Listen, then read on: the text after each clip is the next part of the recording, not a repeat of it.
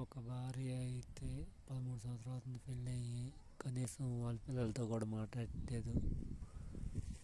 అసలు ఇదేమైనా పద్ధతి అని అందరికీ తెలియజేస్తున్నాను. అసలు నా వల్ల తప్పేం జరిగిందని నేను ఆలోచిస్తున్నాను. కనీసం 3 సంవత్సరాలు ఆగితే తండ్రి కావాలి, ఒక దగ్గరుండి చేసుకోవాలి అని మాట్లాడాలి. కాకపోతే ఆ అమ్మాయికి వాళ్ళ అక్క ఉంది, తిక్కల అమ్మాయి. కనీసం అసలుకి 13 సంవత్సరాల పెళ్ళి వస్తుంది పోతుంది. కనీసం నాన్న ఎట్లా ఉన్నావు, ఏం చేస్తున్నావు, నాన్న అందరం అది ఇక్కడ ఉన్నాము అని కనీసం కూడా మాట్లాడట్లేదు. దయచేసి ఇది అందరికీ షేర్ చేయాల్సిందిగా కోరుకుంటున్నాను. కానీ మంచిది,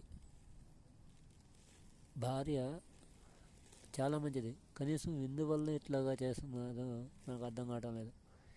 ఎందుకయ్యా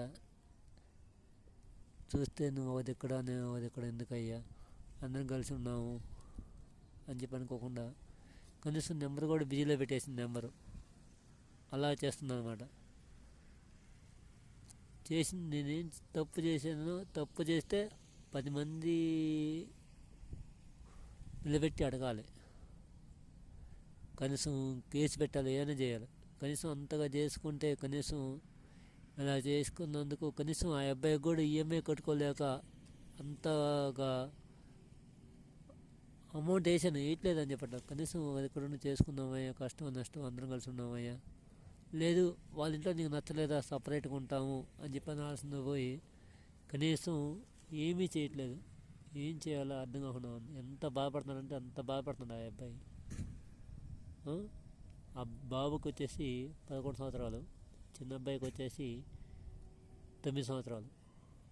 చూడండి, అందుట్లో వాళ్ళ భార్యకి కొంచెం గూడు జారిందన్నమాట. అప్పటికి నేను చూపిస్తాను, చేస్తానని చెప్పంటే కనీసం అవసరం లేదు, నీ బతుకు నువ్వు బతుకు అని చెప్పని మాట్లాడుతుంది. ఇది దయచేసి అందరికీ చూడాల్సిందిగా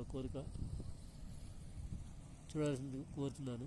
అంటే కొంచెం మాటలు నాకు సరిగా రావు, మాటలు తడబడతాయి కొంచెం, అంటే సగం మాట రాకుండా ఉంటుంది. నేను తప్పుగా మాట్లాడుంటే అందరికీ క్షమాపణలు అడుగుతున్నాను. Okay, thank you, bye.